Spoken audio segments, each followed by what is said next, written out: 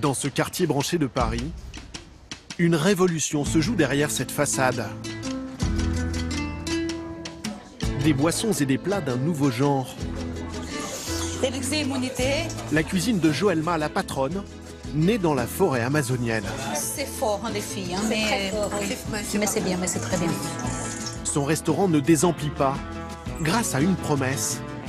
Ses clients ne viennent pas simplement manger. Ils espèrent prendre soin de leur santé grâce à de nouveaux aliments exotiques, baptisés super aliments. L'açaï, une baie qui serait antioxydante. La maca, une racine que l'on dit vitalisante. La spiruline, algue supposée fortifiante. Ou encore l'acérola, énergisante. Voilà. Là, c'est un petit caviar d'açaï. Sur la salade, il y a l'acérola. Donc, c'est très riche en vitamine C. Là-dedans, il y a la maca. Ça donne pas mal de vitalité. Donc, c'est très minéralisant, plein de nutriments. 15,50 € le plat, ce n'est pas donné. Mais Joëlma assure à ses clients qu'il s'agit de vrais aliments miracles, dotés de vertus thérapeutiques. Mais vous savez, c'est bien pour le foie. En fait, c'est gingembre, curcuma, menthe, citron. Donc, c'est anti-inflammatoire, c'est anti-cancer. C'est vraiment une des boissons vraiment que je trouve que c'est vraiment super. On a un peu l'impression que les gens viennent ici comme ils diraient chez le médecin. De toute façon, chez le médecin, on pose des questions, mais il ne nous donne pas les réponses. D'accord? Oui. Tandis qu'ici, on pose des questions, mais on a les réponses. Donc, c'est pas un médecin. Moi, je pourrais venir tous les jours. C'est tous les jours différents et j'adore. Parce que c'est bon, parce que c'est frais, parce que ça fait sûrement du bien. Traduction de l'américain superfood, les super aliments ne sont plus l'apanage des restaurants branchés. Ces derniers mois, ils ont pris d'assaut les rayons de nos supermarchés. Vendus au prix fort grâce à leur image de nourriture saine et totalement naturelle, ils sont importés de régions sauvages, en Amérique du Sud, en Afrique ou en Asie. L'anti-malbouffe industrielle dans l'esprit de leurs adeptes, même si aucune étude scientifique n'a jusqu'ici prouvé leur efficacité. Mais alors, pourquoi parle-t-on de super aliments? Dans son restaurant, Joëlma en a fait les ingrédients de base de ses recettes dans un but diététique. Ses fruits exotiques, ses graines, ses algues sont particulièrement riches en nutriments, vitamines et minéraux. Ça pousse partout au Brésil, on a en Amazonie. Ça s'appelle urucum et c'est une merveille parce que ce petit pigment-là, une fois sur la peau, avec le soleil, c'est extraordinaire. Ça protège la peau contre les moustiques et contre les UV qui est nocif pour la peau. Et c'est pour ça que les Indiens, ils mettent sur le visage, ils font des maquillages. Cet urucum, la brésilienne le cuisine. C'est un des aliments les plus riches en bêta-carotène. 500 fois plus riche en bêta-carotène que la carotte. Un aliment riche en bêta-carotène et donc en vitamine A, qui renforcerait le système immunitaire, jusqu'à réduire, d'après Joëlma, le risque de développer certaines maladies. Pour elle, super aliment égale super pouvoir. Peut-être qu'on pourrait dire des super pouvoirs, parce que si on se sent bien, ben oui, on est bien, quoi, tout simplement. Cette croyance, elle en a hérité quand elle était enfant de sa mère brésilienne, qui lui a transmis son savoir sur les plantes dans la forêt amazonienne.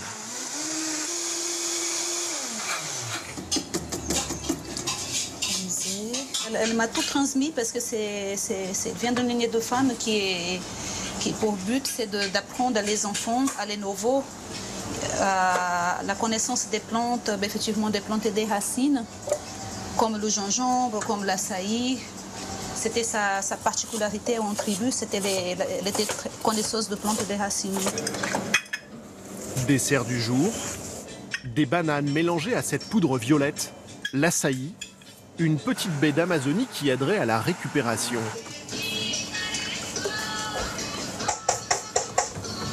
L'açaï, c'est excellent parce que c'est les antioxydants, il y a du fer, du calcium, et donc tout ça, c'est extraordinaire pour la santé. Je t'ai ramené l'açaï? Tu m'as demandé, de l'atelier. Joëlma travaille avec son mari français. Jean-François, 38 ans, à la tête de l'autre activité du couple, la vente de ces nouveaux aliments via leur site internet. Ich habe Deutsch gelernt am Schule, aber ich habe alles vergessen. Depuis leur bureau en banlieue parisienne, ils livrent des clients dans le monde entier. D'accord. S'il y a besoin, on peut parler anglais. En général, des supermarchés, des magasins bio. Après, c'est à vous de voir comment vous l'appelez. C'est à la frontière. Son activité d'import-export cartonne. Jean-François travaille avec des fournisseurs dans le monde entier. Cette livraison arrive aujourd'hui d'Amérique du Sud. T'amènes la palette, Charles. Un carton de 20 kilos, 700 kilos en tout. Qu'est-ce que c'est dans ces cartons? La feuille de cacao. Cacao cru non torréfié d'Amazonie péruvienne. C'est vraiment un grand cru de cacao. Voilà, donc là, on met ça au labo. Rien à voir avec un cacao ordinaire. Cultivé par les Indiens dans la forêt amazonienne, il serait l'un des aliments les plus riches au monde. Prendre la blouse obligatoire. À chaque arrivage, Jean-François contrôle la qualité du produit dans son laboratoire. Waouh. Elles sont belles, hein. Vraiment une très très belle fève, quoi. On va goûter ça. Hein. C'est son associé dans l'entreprise, Jean-François lui aussi, qui a découvert ce cacao il y a 10 ans au Pérou. Très riche en minéraux, il aurait des vertus énergétiques et anti-stress. C'est un cacao d'origine, on l'appelle le cacao natif, parce que c'est un cacao qui est égal à celui qui poussait il y a déjà des milliers d'années en Amazonie. Cette fève sera vendue brute, 10 € les 250 grammes. Mais les associés espèrent aussi en faire une recette pour le restaurant. Et après on va balancer ça dans du maïs mauve et du tamari. Et voilà. Évaporation. Et espérons que ça soit bon, parce que là, c'est encore en test du juste dosage. Je crois que ça va être bien. Je sais pas pourquoi je le sens bien. Ça, tu vas les emmener pour les faire goûter en apéro ce soir au restaurant. Ouais. Voilà. Le restaurant, pour nous, c'est un superbe laboratoire, puisqu'on peut tester, créer. Et puis c'est comme ça que finalement, on finit par, dans le temps, sortir des nouveaux produits. Donc peut-être, voilà, ce que tu es en train de filmer aujourd'hui, ça sera dans un sachet vendu en magasin biologique, sur Internet, dans notre boutique dans 1 an, 2 ans, 3 ans, 5 ans. On ne sait pas. Dans ce laboratoire, les produits arrivent du monde entier, comme cette poudre de maca. Ils sont simplement conditionnés en sachets et vendus sous l'appellation de super aliments. Une trentaine au total. L'açaï du Brésil, l'acérola, le deuxième fruit qui contient le plus de vitamine C, l'urucum, on a la caroube du Pérou, en grand, en petit. Après, on a de la stevia, notre spiruline Burkina Faso. Puis on a nos créations maison, donc on fait des mélanges avec des super aliments, du sarrasin pré-germé, on rajoute des fruits frais, du lait végétal. Certains de ces aliments coûtent une fortune. 127 € les 250 grammes de clamate, une algue récoltée en Amérique du Nord. Les clients sont prêts à payer très cher. Oh merde. On commence à être à l'étroit puisque on est en pleine croissance, plus 35% chaque année. L'an dernier, la petite entreprise a réalisé 1,5 million d'euros de chiffre d'affaires. Mais pour continuer à grandir, elle doit sans cesse proposer de nouveaux produits. Jean-François part donc souvent en chasse. C'est bon? Dans les endroits les plus reculés de la planète.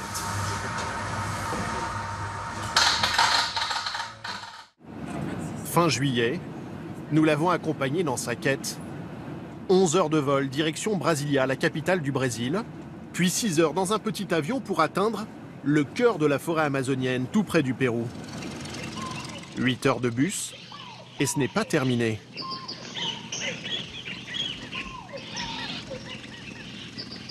Jean-François, accompagné de sa femme Joelma, doivent encore faire 2 heures de pirogue pour atteindre le village d'Indiens qui va les accueillir. C'est là que le couple espère dégoter de nouveaux produits qu'il pourra vendre sous le terme de super aliments. Ele les pieds de graviola. C'est lequel le graviola? La graviola, c'est celle là-bas. Banane. Banane, goyave. Ça, c'est un cocotier, tu vois. Là. Les chevaux sauvages. Qu'est-ce que c'est bon de voir les animaux en liberté comme ça. Ce voyage est un pèlerinage pour Joelma. C'est la première fois qu'elle revient à l'endroit où elle est née et a grandi jusqu'à l'âge de 5 ans, avant d'être chassée avec sa famille par les gros producteurs de caoutchouc brésiliens, comme tous les Indiens de la région.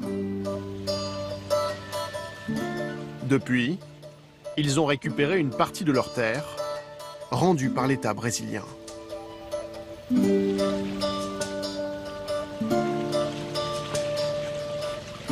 C'est extraordinaire ce que je ressens. Donc, je n'ai pas de mots pour traduire. C'est de l'émotion, et beaucoup d'émotions mélangées avec saudade. Le mot saudade en portugais, ça veut dire beaucoup de choses, saudade. C'est la nostalgie positive, c'est suspendu dans l'air le mot saudade. Je n'ai jamais oublié mes racines. Sur la berge, un comité d'accueil en tenue traditionnelle est là. Oui, ils sont venus vous accueillir.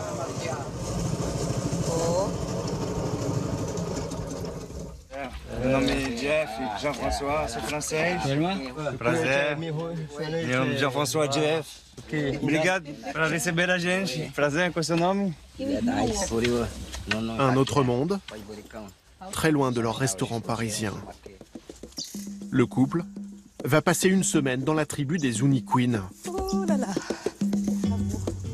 Une communauté de 10 000 membres, répartie dans plusieurs villages comme celui-ci, et qui a sa propre langue. Ils vivent de pêche, de cueillette et d'agriculture, loin du monde moderne.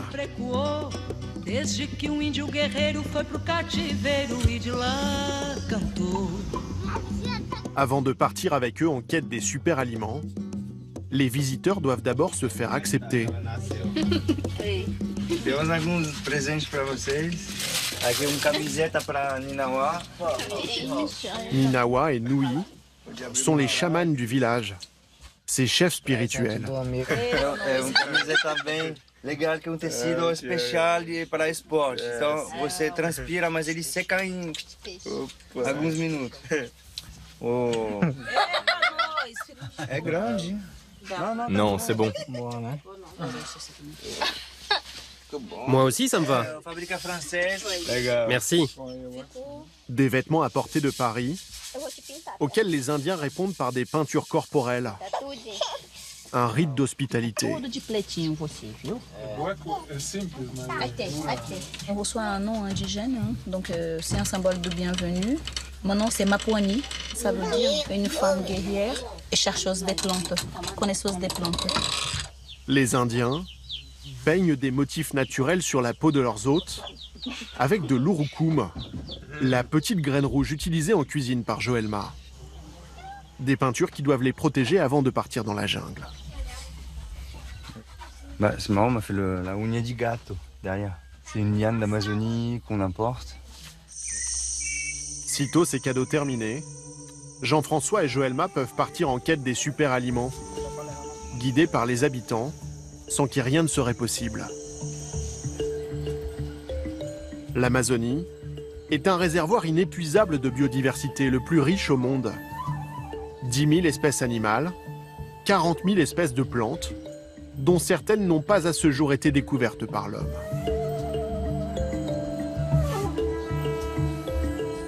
Les meilleurs connaisseurs de cet écosystème, ce sont les Indiens, qui vivent quotidiennement grâce à la forêt. C'est leur garde-manger et leur pharmacie. Pour nous, cet arbre est sacré. Broyez ses feuilles et sentez-les. E ela tem propriedade de quê? Nous faisons une infusion avec ces feuilles et ça nous nettoie l'organisme. Dans les pas des chamans, les Français espèrent dégoter de nouveaux produits qu'ils pourront vendre à leurs clients. Oh, o açaí! Tu vois? Ben oui, esse é o açaí, né? Ça, c'est les graines d'açaï. Oui, ils poussent. L'açaï, Joëlma l'utilise déjà en cuisine. Mais un peu plus loin, Jean-François va tomber sur l'un des trésors naturels qu'il espérait trouver ici, des noix de murumuru. Quando cair no chão, ela fica boa. Ela fica comestível. Porque ela tá madurinha, né? Quando ela cai, Esta aqui. É palmito também. Basiquement, je lui ai demandé qu'est-ce qu'on peut manger. Bah, le petit il m'a ramené cette graine. Donc on peut la manger. Ça, il m'a demandé l'indication. On va aller voir l'arbre après. Waouh, elle est forte. Vou quebrar dente.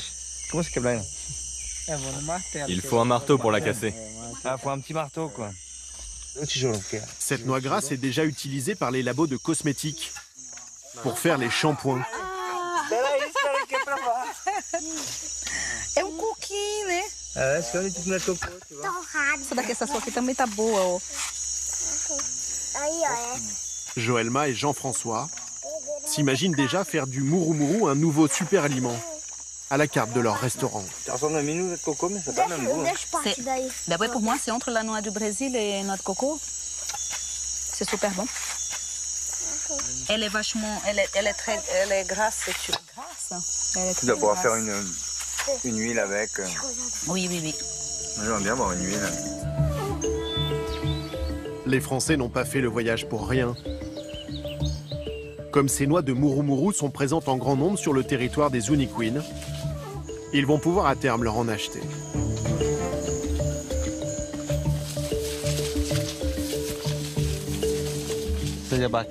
Près de l'arbre à Bacaba, nous plantons du macaxi. Autour du village, les Français font une autre découverte. La tribu sème toutes sortes de plantes un peu partout. Et ici, pas besoin d'engrais ou de produits chimiques. Regarde, il suffit de casser une branche et de la planter. Ici, il faut attendre 6 mois pour avoir un petit pied. Mais dans une semaine, on verra déjà des petites pousses. Les Zuniquin cultivent notamment cette variété rare de manioc, très riche en vitamine A. Ah ouais, bien jaune. Là, par exemple, on pourrait imaginer cette farine de manioc pour ses apports nutritionnels, ses saveurs. On puisse l'utiliser un peu comme on utiliserait des flocons de pommes de terre. Et en faire une base pour proposer, par exemple, une purée de manioc jaune à la spiruline et aux graines de chia. Le manioc jaune d'Amazonie a-t-il des vertus thérapeutiques? Difficile à dire. Mais sa provenance et le fait qu'il soit cultivé dans une terre absolument vierge lui promettent déjà un beau succès en France. Par ici, ce sont des pousses de cacao. Dans ce potager sauvage, Jean-François enchaîne les découvertes. Autant de fruits exotiques qu'il pourra peut-être vendre à ses clients comme de nouveaux super aliments. Sa conscience et que também podria vender lá, exportar para esses países. Oui, ce serait notre rêve. Nous aimerions bien partager notre connaissance de cette alimentation naturelle. Então, eu acho interessante esse intercâmbio, esse troco de conhecimento para entrar direitinho numa qualidade top. Estamos procurando a melhor qualidade, não só bem interessante. Aucune vente n'est conclue au cours de cette visite. Mais Jean-François et Joëlma se sont promis de rester en contact avec les Zuniquin pour leur acheter un jour peut-être l'açaï, le murumuru et le manioc jaune de leur région.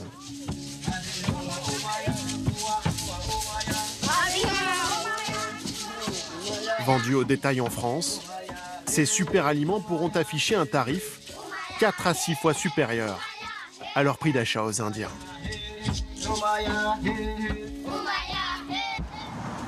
Mais alors pour nous consommateurs, cela vaut-il le coup de payer aussi cher pour ces aliments d'un nouveau genre? À Paris, direction le cabinet d'une diététicienne. Bonjour. Bonjour, bienvenue. Merci. Alors, qu'est-ce que vous avez apporté? La poudre d'acérola. Intéressant.